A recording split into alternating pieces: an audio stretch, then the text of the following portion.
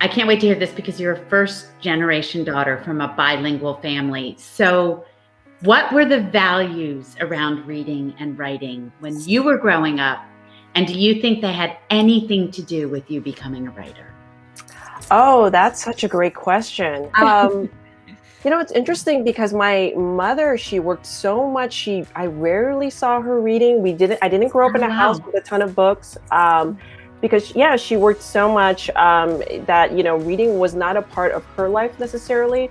But from a very young age, I was very fortunate to grow up within walking distance to a library. And libraries are so important because they are open doors to anybody from any walk of life who wants to walk in and is curious about the world. And so for me, I was the type of kid who, I maxed out my library card every single week. I would check out, 10 books a week. I didn't read all 10 books, but just having those books with me and they were sort of like friends. They sort of accompanied me through my life. And, growing up in a family that was very small and often feeling very alone, it really sort of encouraged me to sort of, fall in love with storytelling, even though it was so absent from my everyday life. And because my mother was working so hard and we spoke different languages also, my mother speaking Korean and me speaking English.